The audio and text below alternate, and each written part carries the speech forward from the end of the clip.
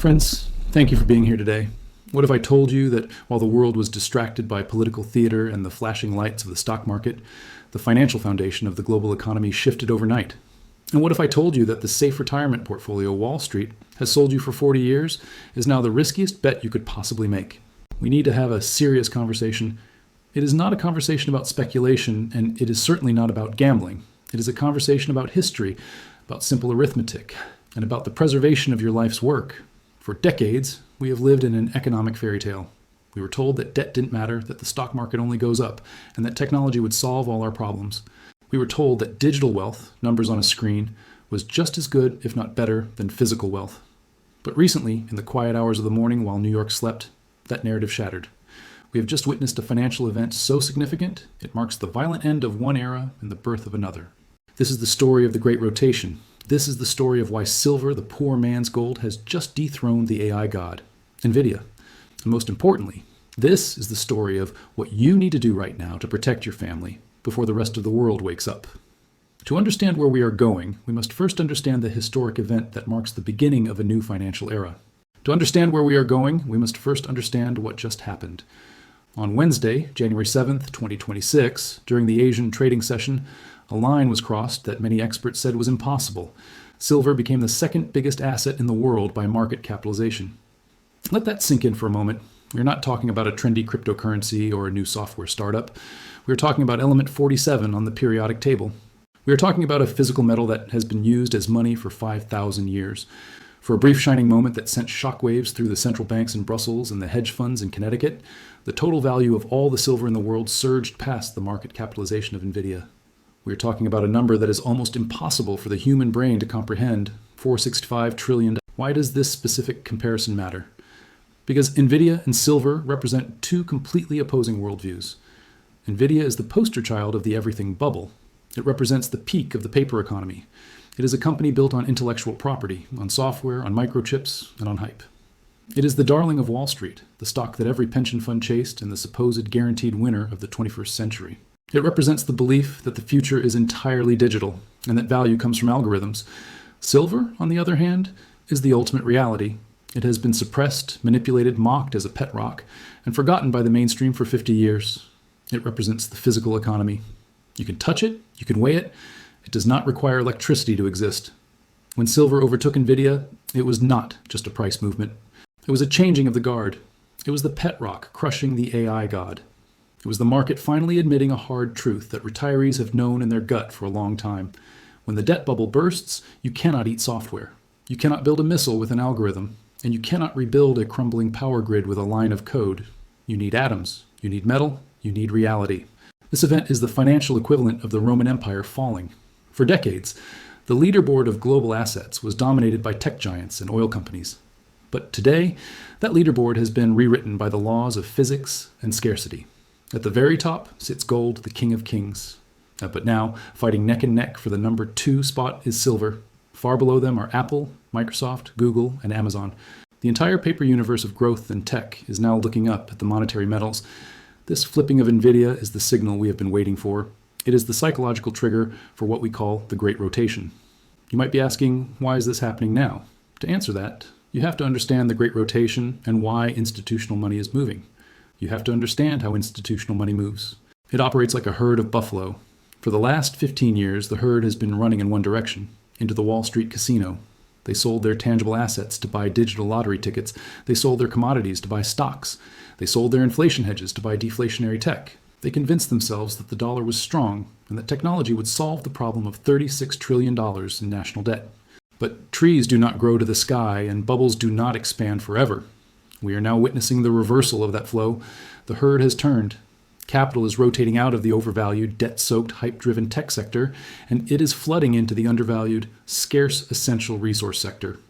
Here is the physics problem that creates the explosion in price. I want you to visualize this clearly. The stock market is massive. It is an ocean of liquidity. Trillions upon trillions of dollars slosh around in S&P 500 ETFs and bond markets. The silver market, by comparison, is tiny. It is a bathtub. When you try to pour the ocean into the bathtub, you don't just fill it up. You blow the walls out. This flood of money, trillions of dollars fleeing Nvidia, fleeing Apple, fleeing the treasury market, is trying to squeeze into a market that is physically limited by geology. It is like trying to push the entire water volume of the Hoover Dam through a garden hose in a single second.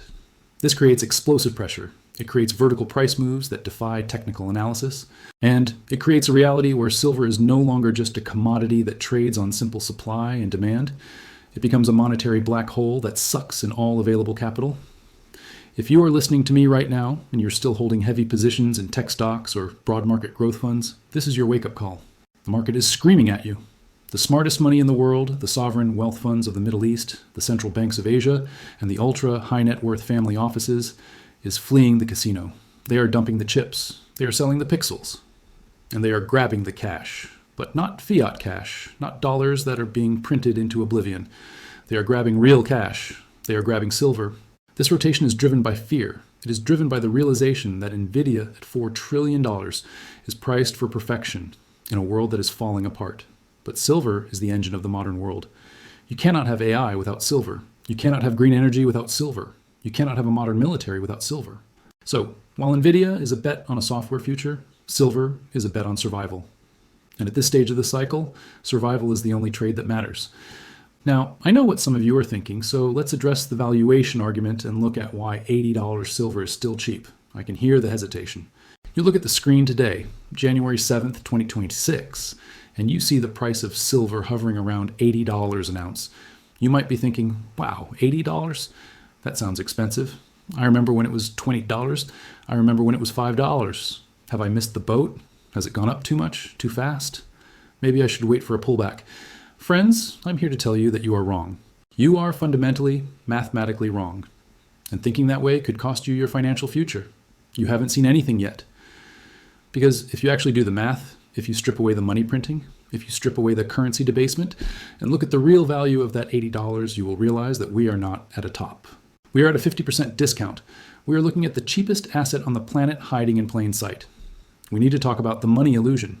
This is a trick played on your mind by inflation. You are confusing price with value. Most people look at a chart of silver and say, oh my God, it hit $50 in 1980. Now it is $80. We are at all-time highs. It must be a bubble. That is a lie. That is a mathematical deception designed to scare you out of your position. Let's be honest about what a dollar was in 1980 compared to what a dollar is in 2026. In 1980, you could buy a decent middle-class house for $60,000. Today, that same house costs $600,000. In 1980, a brand new car cost about $5,000. Today, a new truck costs $60,000 or $70,000. The currency has been debased by over 90%. The dollar in your pocket today buys a fraction of what it bought when Ronald Reagan was elected. So when you say silver hit $50 in 1980, you have to ask yourself, what is $50 of 1980 dollars purchasing power worth today? If you use the government's own official inflation calculator, the CPI, which we all know is manipulated to look lower than reality, the $50 peak in 1980 is equivalent to roughly $170 today. Let me repeat that. Adjusted for the government's own admitted inflation, the real all-time high of silver is $170. So at $80, we are not at a new high. We are trading at less than 50% of the previous high. We are literally trading at a massive discount. Silver is the only asset on the face of the earth that is currently cheaper than it was 46 years ago. Real estate is up 10 times. Stocks are up 20 times. Bonds are a disaster. But silver is coiled like a spring that has been held down for 2 generations. And that is just using the official numbers.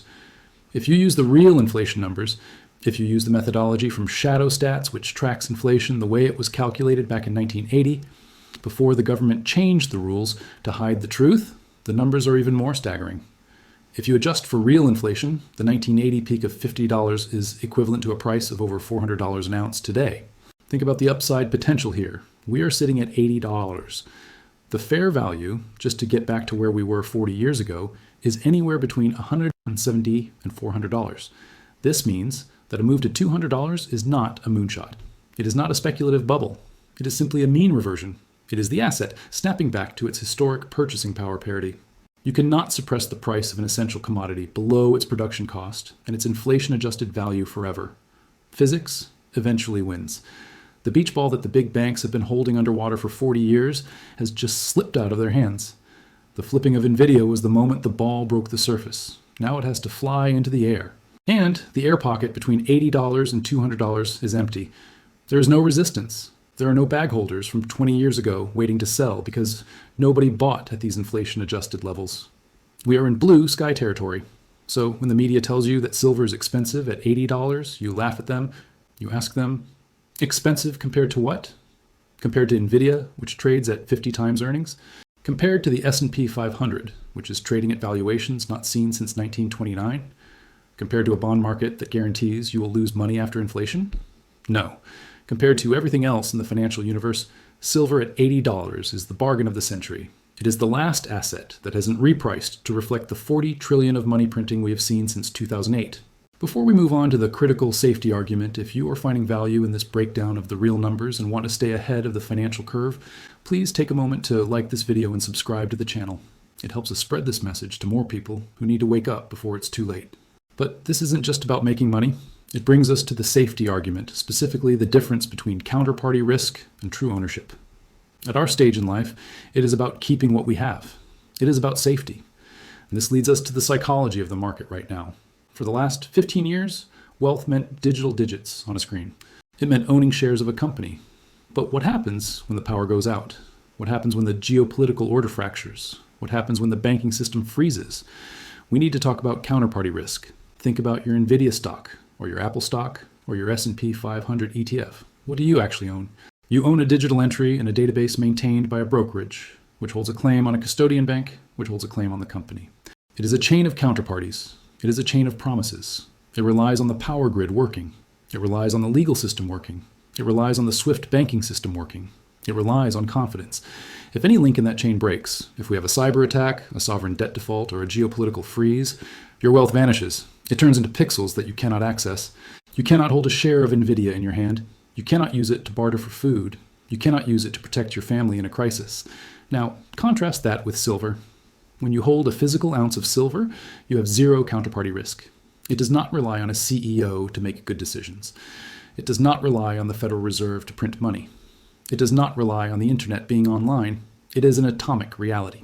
Silver has been wealth for 5,000 years, through every empire, every war, and every currency collapse. It is the only insurance policy that pays out exactly when the rest of the world is burning. The institutional investors see the writing on the wall. They look at the U.S. national debt, climbing by $1 trillion every 100 days. They look at the unfunded liabilities, Social Security and Medicare, totaling over $200 trillion. They realize that the only way the government can pay these debts is to print the currency into oblivion. They know that the everything bubble is actually a currency collapse in disguise. Stock prices are going up, not because the companies are worth more, but because the dollars are worth less. But at some point, the music stops. If you are holding purely paper assets today, you are effectively betting that the bubble will never burst. You are betting that the printing press will solve structural insolvency. But the smart money is taking the other side of that bet. They are selling the pixels and buying the atoms. Now, I want to pull back the curtain and show you the market mechanics, specifically the run on the bank happening in the COMEX crisis. This isn't just theory. We are seeing stress fractures in the plumbing of the financial system right now. We need to talk about the COMEX. This is the primary exchange for silver futures in New York, and what is happening there right now is a run on the bank. In the futures market, there are delivery months where big contracts expire, and non-delivery months which are supposed to be quiet. January is supposed to be a non-delivery month. It is supposed to be a ghost town. Historically, nobody stands for delivery in January. But this year, January 2026, it is a war zone. We have just received the official delivery reports for the first 3 days of the month, and the numbers are absolutely staggering. In a month that is supposed to see zero action, we have just seen 4,797 contracts stand for physical delivery. That represents 23.5 million ounces of silver drained from the available float in just 72 hours. This is the equivalent of depositors lining up around the block at 3:00 in the morning to pull their cash out of the ATM because they heard a rumor the bank is insolvent. The whales, the massive family offices, and industrial giants are breaking protocol. They are not waiting for the official delivery month in March. They are paying extra fees to get their metal now. Why? Because of a lack of trust. They no longer trust the COMEX to hold the metal for them. They see the inventory dropping to historic lows. They realize that there are more paper claims on the metal than there is actual metal in the vault. So they are front-running the inevitable default. They are grabbing their chairs before the music stops. And look at who is on the hook for this. The data shows that JP Morgan itself, the supposed master of the universe, was forced to issue delivery notices. This means JP Morgan is being squeezed. They are being forced to raid their own strategic stockpiles to satisfy this voracious demand. This 23 million ounce drain in January creates a terrifying setup for March. March is a major delivery month.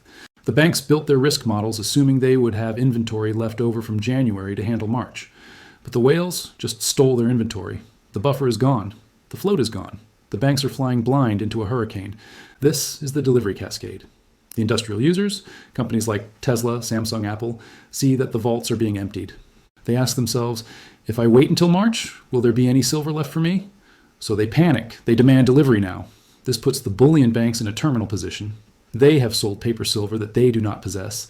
If they try to go into the open market to buy 50 million ounces to cover their obligations, they will send the price to $200 overnight. But if they don't buy, they default. And let's be clear about what a default looks like.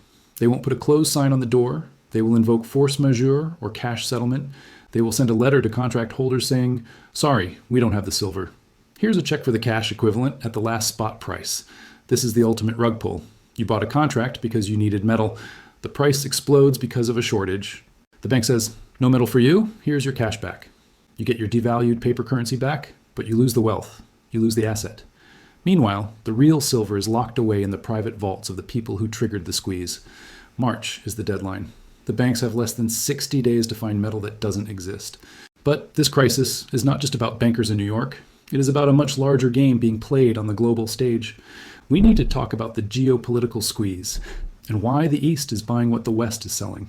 If you widen your lens beyond Wall Street, you will see a terrifying reality. A massive, coordinated transfer of wealth is taking place from the West to the East. While American retirees are being told to buy tech stocks and bonds, the nations of the BRICS alliance, China, Russia, India, Brazil, and their partners, are doing the exact opposite. They are dumping American debt, and they are devouring physical commodities. This is what I call the geopolitical arbitrage. For 50 years, the Western banking system has suppressed the price of silver using paper derivatives. They sold what they didn't have to keep the price low, which gave the illusion that the dollar was strong. But the East has figured out the game. They looked at the suppressed price of silver, $20, $30, even $80, and they said, thank you. They are using our own manipulated low prices to drain our vaults. Look at the Shanghai Gold Exchange. The price of silver in Shanghai has consistently traded higher than the price in New York and London. This creates a vacuum. Metal flows where the money is treated best. Physical bars are leaving the vaults of London and New York. They are being loaded onto planes and ships, and they are landing in Shanghai, Mumbai, and Dubai. And once they land there, they never come back. They are being melted down, recast into kilogram bars, and vaulted by sovereign entities that have no intention of selling. This is not a trade to them. It is a strategic reserve. They know the dollar system is ending, and they are preparing for the next system, a system backed by resources, not debt. And it is not just about money, it is about survival capability. This brings us to the industrial paradox that no politician wants to admit. The Western world has committed itself to a green energy future. We want solar panels on every roof. We want electric vehicles in every driveway. We want a fully digitized, electrified society. But here is the fatal flaw in that plan. You cannot build a single solar panel without silver. You cannot build an EV battery management system without silver. You cannot build a Tomahawk missile or a fighter jet without silver. Silver is the most conductive metal known to man. It is irreplaceable in modern electronics.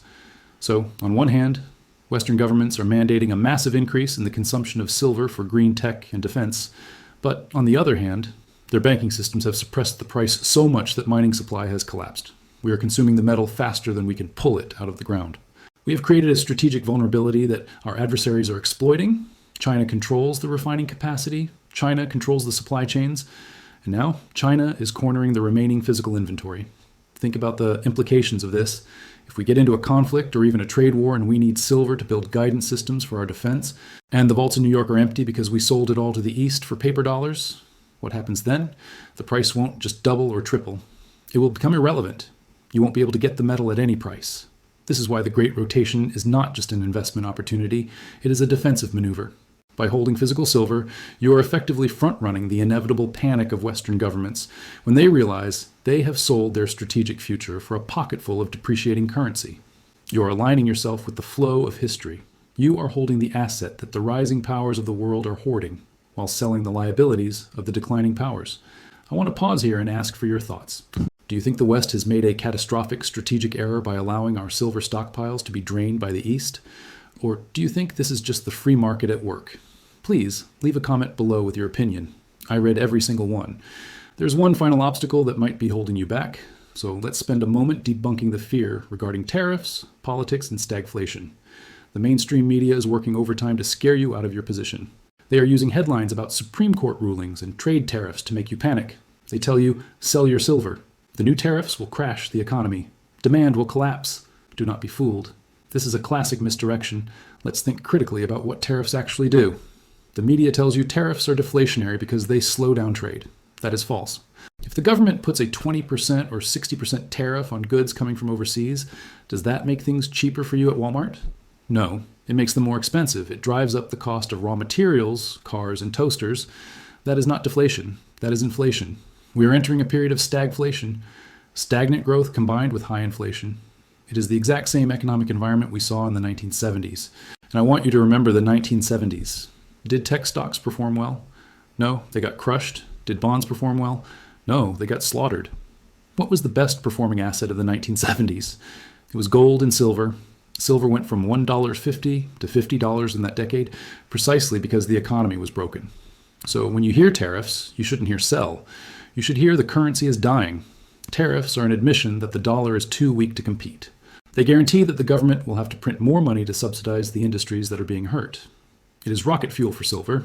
Furthermore, this is where the difference between paper and physical becomes a matter of financial life and death. If you hold paper silver, an ETF, or a mining stock, you're still in the system. If the tariffs cause a banking crisis, or if a court ruling freezes assets, your brokerage app could stop working. But if you hold physical silver, if you have the coins in your safe in your possession, the Supreme Court cannot touch them. The tariffs cannot confiscate them. A bank failure cannot erase them. You have exited the matrix. You have placed your wealth in the jurisdiction of natural law. Friends, let's bring this full circle with a final wake-up call. The headline, Silver Flipping Nvidia, is not just a trivia fact. It is the defining signal of our time. It is the bell ringing at the top of the tech bubble and the bottom of the resource market. Nvidia represents the past decade, a decade of easy money, digital illusions, and speculative mania. Silver represents the coming decade, a decade of scarcity, physical reality, and hard assets. The great rotation has begun, and it will not stop until valuations revert to the mean. And mean reversion means silver has a long, long way to go.